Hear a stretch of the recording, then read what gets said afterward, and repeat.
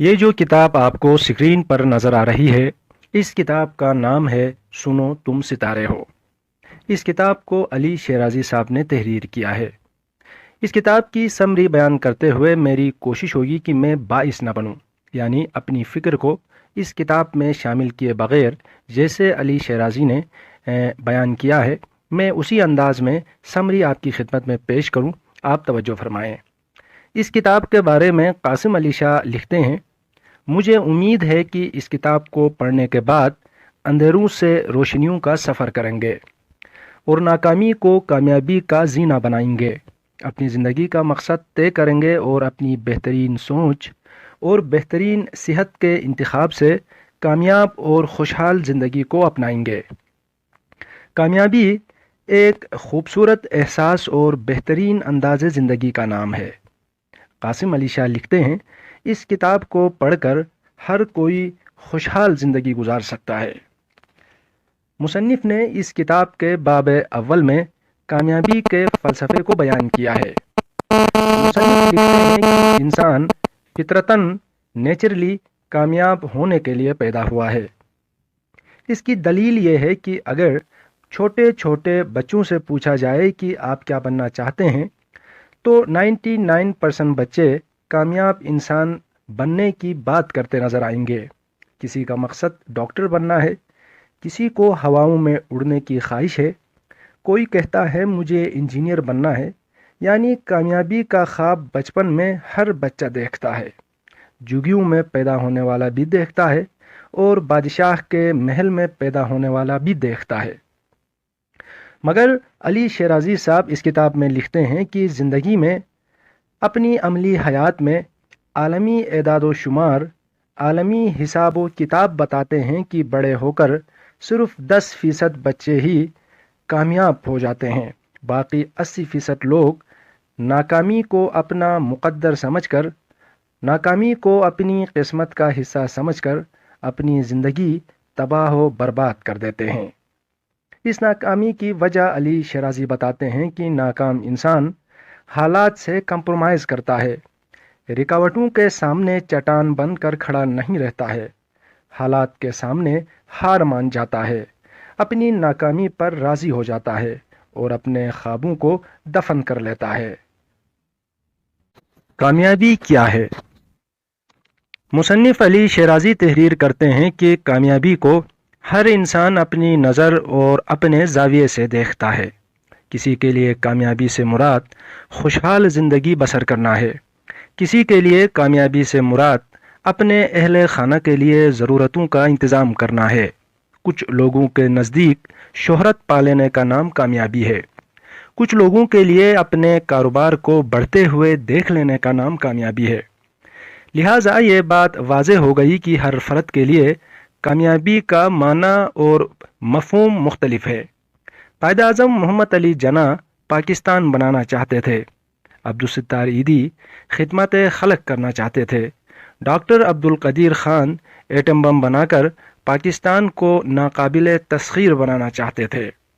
علی شیرازی تحریر کرتے ہیں کہ مختلف ماہرین نے کامیابی کی مختلف تعریفیں کی ہیں، لیکن ان کے مطابق کامیابی میں یہ تمام چیزیں شامل ہیں: سکون، خوشی، اچھی صحت، اطمینان قلب، شہرت، محبت سے بھرپور باہمی تعلقات، شخصی عزت و احترام، اقتدار، شناخت، اپنے پیشے میں عروج حاصل کرنا، اچھی فیملی، اپنا پسندیدہ پیشہ، اپنی مرضی اور پسند کے مطابق زندگی بسر کرنا، ایسا فرد بننا جیسا آپ بننا چاہتے ہیں، ذاتی تشفی، خوف اور پریشانی سے آزادی، اعلیٰ مقصد حیات، اپنے مقصد اور گول کو حاصل کر لینا، سرور و انبساط،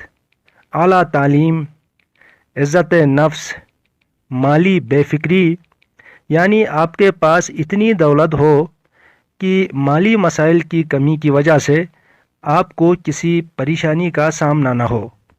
کامیابی کا خواب۔ مصنف تحریر کرتے ہیں کہ خواب دیکھنا کامیابی کے لیے بہت ضروری ہے۔ آج تک جتنے لوگ کامیاب ہوئے ہیں ان میں سے کوئی بھی ایسا نہیں ہے جس کو کامیابی اتفاق سے ملی ہو۔ یقین۔ مصنف کے نزدیک یقین سے مراد اللہ کی ذات پر بھروسے سے کام لینا ہے۔ یقین انسان کو آگے بڑھنے کا حوصلہ عطا کرتا ہے۔ حصول علم۔ مصنف تحریر کرتے ہیں کہ کامیاب انسان علم حاصل کرتا رہتا ہے، وہ کتابوں کا مطالعہ کرتا ہے۔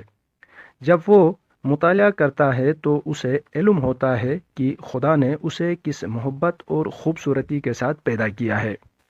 انسان اپنی صلاحیتوں اور خوبیوں کو جان کر حیران ہو جاتا ہے کہ خدا نے اسے کتنا نایاب اور کتنا بہترین بنایا ہے۔ انسان اپنی زندگی میں اتنا کامیاب ہو پاتا ہے جتنا اس کو اپنے آپ کا علم ہو جاتا ہے، اور پھر یہی علم انسان کی اپنی پہچان کے ساتھ ساتھ انسان کو خدا کے قریب کر دیتی ہے۔ اس سلسلے میں مصنف لکھتے ہیں کہ ہمارے یہاں 3 قسم کے لوگ پائے جاتے ہیں۔ پہلی قسم میں وہ لوگ ہیں جو سمجھتے ہیں کہ انہیں ہر چیز کا علم ہے، وہ سب جانتے ہیں، مزید کچھ سیکھنا سمجھنا ان کے لیے اہم نہیں ہے۔ یہ وہ لوگ ہیں جو زندگی میں ناکام، بے چینی اور پریشانی کے عالم میں زندگی گزارتے ہیں۔ دوسری قسم ان لوگوں کی ہے جو تھوڑا بہت کچھ پڑھ کر سیکھ کر اپنے آپ کو بہت بہتر سمجھنے لگتے ہیں۔ ان کے مطابق یہ واضح ہوتا ہے کہ انہیں جو معلوم ہے بس وہی صحیح اور اہم ہے۔ ایسے لوگ اکثر و بیشتر اپنی اور دوسروں کی زندگی میں انتشار پھیلانے والے اور غیر یقینی کا شکار ہوتے ہیں۔ تیسری قسم ان لوگوں کی ہوتی ہے جو خود کو صحیح معنوں میں جاننے لگتے ہیں اور یہ یقین رکھتے ہیں کہ جو کچھ وہ جانتے ہیں وہ حتمی اور آخری نہیں ہے۔ وہ ہمیشہ دوسروں سے بھی سیکھتے رہتے ہیں اور اپنے آپ کو کبھی مکمل اور پرفیکٹ نہیں سمجھتے ہیں۔ شخصیت سازی۔ مصنف تحریر کرتے ہیں کہ شخصیت کی نشو و نما ہی مقصد زندگی ہے۔ لکھتے ہیں کہ یہ ارسطو کا قول ہے۔ اس کے بعد مصنف گوئٹے کا قول بیان کرتے ہوئے لکھتے ہیں کہ ہر شخص کا آخری مقصد اور قوی ترین خواہش انسانی خواہشات کی تکمیل ہے۔ مصنف نے اس کتاب میں کامیابی کے لیے کچھ اصول بیان کیے ہیں، لیکن پھر کہتے ہیں کہ ان اصولوں کا تعلق حقیقت میں کتاب و سنت سے ہے۔ ان اصولوں کو اپنا کر ہر مذہب اور نسل کا انسان کامیاب ہو سکتا ہے۔ خودشناسی۔ مصنف کہتے ہیں کہ کامیابی کے لیے خودشناسی بہت ضروری ہے۔ خودشناسی انسانی زندگی کا ایک اہم حصہ ہے۔ خودشناسی کے بغیر کامیابی حاصل نہیں ہو سکتی ہے۔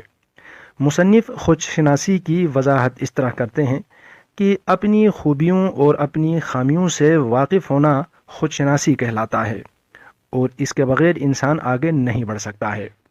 خود احتسابی۔ مصنف تحریر کرتے ہیں کہ کامیابی کے لیے خود احتسابی کرنا بہت ضروری ہے۔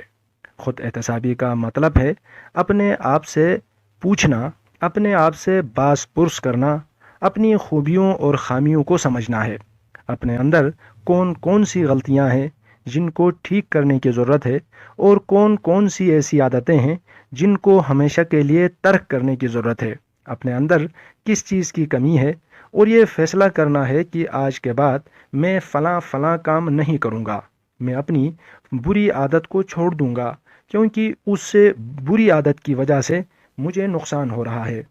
ہمیں ہمارا دین اسلام خود احتسابی کا درس دیتا ہے۔ ہمارے پیارے نبی حضرت محمد مصطفیٰ صلی اللہ علیہ وآلہ وسلم اور ان کے تمام ساتھی بار بار خود احتسابی کرتے تھے، اور انہوں نے تمام انسانوں کو خود احتسابی کا درس دیا ہے۔ غیر ضروری بوجھ۔ مصنف لکھتے ہیں ہماری زندگیوں میں ایسے بے شمار کام، خواہشات، عادات ایسے ہیں جن کی ہمیں بالکل بھی ضرورت نہیں ہے۔ یہ عادتیں ہمارے اوپر بوجھ بن جاتی ہیں، جیسے کسی کے لیے غصہ کرنا۔ نفرت کے جذبات زندگی میں آگے بڑھنے سے روک دیتے ہیں۔ इसी तरह इंतकाम की आग कामयाबी के मंजिल पर खड़ी रहती है। जब कोई शख्स हमसे बुरा सलूक करें तो अक्सर लोग नाराज़ हो जाते हैं, बहुत सारे बदले लेने की कोशिश करते हैं। ये बदले की आदत इंसान के दिलों को जला देती है। इसके बाद मुसन्निफ़ तहरीर करते हैं हदीस कुदसी की आयत और बयान करते हैं कि परवरदिगार आलम इरशाद फरमाता है, सफ़ेद बालों वाले बूढ़े आलिम, हाफिज़, आदिल बादशाह और उस्ताद की इज़्ज़त करना ताज़ीम खुदावंदी में शामिल है। समत का तयन करना। मुसन्निफ़ बयान करते हैं कि कामयाबी हासिल करने के लिए महज मेहनत करना काफ़ी नहीं है, बल्कि अपनी मंजिल को सामने रखते हुए सही समत में मेहनत करना लाजमी है। अपनी मंजिल तक पहुंचने के लिए जामे मंसूबा बंदी करना लाजमी है। अगर आप कामयाब होना चाहते हैं तो आपके पास आज, कल और आने वाले हर दिन के लिए बेहतरीन मंसूबे होने चाहिए। आपके इल्म में होना चाहिए कि आप आज क्या करना है, कल के लिए आपकी क्या मसरूफियात होंगी, इसके बाद आने वाला हर दिन, हर घंटा, हर मिनट आपने कहाँ कहाँ गुजारना है। आपका मकसद वाज़ेह होना चाहिए। मुसन्निफ़ लिखते हैं कि मुझे मुल्क की मुख्तलिफ़ यूनिवर्सिटीज़ में अक्सर व बेशतर बहैसियत मेहमान बुलाया जाता है। मैं तलबा से उमूमन सवाल करता हूँ कि आप सब कामयाब होना चाहते हैं, पर आपके लिए कामयाबी क्या है? आपकी कामयाबी की तारीफ़ क्या है? आप ख़ुद को कहाँ देखना पसंद करते हैं? 10 साल बाद कहाँ आप देखना चाहते हैं अपने आप को? और आपकी आने वाले दिनों के लिए मनसूबाबंदी क्या है? मुझे ये देखकर इंतहाई अफसोस होता है कि हमारी नौजवान नस्ल के पास आज अपने लिए और अपने मुस्तकबिल के लिए प्लानिंग के नाम पर कुछ ख़ास नहीं होता, कोई मनसूबाबंदी नहीं होती है। मुझे इन सवालात के जवाब में हमेशा खामोशी का सामना करना पड़ता है, जो कि वाक़यान बहुत तकलीफ़दा है। दोस्त। मुसन्निफ़ तहरीर करते हैं कि मैंने अपनी ज़िंदगी में अपने दोस्त बहुत सोच समझ कर बनाए हैं। मेरे दोस्त मेरे लिए दरसगाह की मानंद रहे हैं। मैंने हमेशा अपने दोस्तों की बेहतरीन आदत को अपनाने की कोशिश की है और मैं हमेशा अपनाता रहता हूँ। ज़िंदगी के हर दिन को मैंने अपने लिए एक अजीम मौका जानते हुए उससे मैं ज़्यादा से ज़्यादा बेहतर से बेहतर सीखने की कोशिश की है। आदतों की तब्दीली। मुसन्निफ़ लिखते हैं कि कामयाब इंसान कामयाबी की तरफ बढ़ते हुए माहौल, आदत और अपनी फ़िक्र को वसी कर लेता है। वो कामयाबी हासिल करने से पहले कामयाब लोगों की तरह सोचना शुरू कर देता है। अपने माहौल को कामयाब अफराद के तर्ज पर बदलने की कोशिश करता है। अपने रवैयों को मुस्बित रवैयों में तब्दील करते हुए अपनी हर बुरी आदत को एक एक करके छोड़ देता है और उसकी जगह कामयाब लोगों की आदतें अपनाने की कोशिश करता है। मुसन्निफ़ लिखते हैं कि सुक़रात के पास एक शख्स आया और पूछने लगा कि मेरा मुस्तकबिल कैसा होगा। सुक़रात ने उसे कागज़ थमाते हुए कहा कि इस पर अपने ख़यालात लिखो। उस शख्स ने अपने ख़यालात लिखकर कागज़ सुक़रात की तरफ बढ़ाया तो सुक़रात ने उस शख्स से कहा कि जैसी तुम्हारी सोच और तुम्हारे ख़यालात हैं, उसी के मुताबिक तुम्हारा मुस्तकबिल भी होगा। कामयाबी के लिए पेशे का इंतखाब और उसके लिए रहनुमा उसूल। कामयाब ज़िंदगी के लिए मुतालिया करें। मुसन्निफ़ लिखते हैं कि वाल्टीर कहते हैं, आपको उस हकीकत का शऊर होना चाहिए कि जब से दुनिया बनी है, वहशी नस्लों को छोड़कर दुनिया पर हमेशा किताबों ने हुक्मरानी की है। मुतालिए की आदत इंसान के लिए कामयाबी के सफ़र में ईंधन का काम करती है। अच्छी किताब का मुतालिया इंसान में अच्छी रूह फूंक देता है। कामयाबी और सेहत। मुसन्निफ़ तहरीर करते हैं कि हर वो इंसान जो कामयाब होना चाहता है, वो अपनी सेहत पर ख़ास तवज्जो देता है। कामयाबी का असल मज़हब ही सेहत और तंदुरुस्ती के साथ है। صحت کی قیمت پر حاصل کی جانے والی کامیابی در حقیقت ناکامی ہی ہے۔ آپ ذرا غور کریں، اگر انسان ساری زندگی محنت اور مشقت میں گزاریں مگر جب اپنی محنت کا پھل کھانے کا وقت آئے گا تو اس کی صحت اس قابل نہ رہے، ڈاکٹر نے درجنوں پرہیز بتا رکھے ہوں اور انسان دوائیوں پر جی رہا ہو تو ایسی کامیابی کا کیا فائدہ؟ مصنف لکھتے ہیں کہ اچھی صحت کے لیے ان اصولوں کو اپنایا جا سکتا ہے۔ مصنف تحریر کرتے ہیں کہ مناسب نیند لیں، متوازن غذا کھا لیں، قوت مدافعت کو بڑھانے کے لیے ورزش کریں، صفائی کا خاص خیال رکھیں، خود کو جسمانی طور پر مضبوط اور توانا بنائیں اور اپنے ساتھ وقت گزاریں۔ شکر کی اہمیت۔ مصنف بیان کرتے ہیں کہ حضرت علی کرم اللہ وجہہ فرماتے ہیں، پریشانی خاموش رہنے سے کم ہو جاتی ہے، صبر کرنے سے ختم ہو جاتی ہے اور شکر کرنے سے پریشانی خوشی میں تبدیل ہو جاتی ہے۔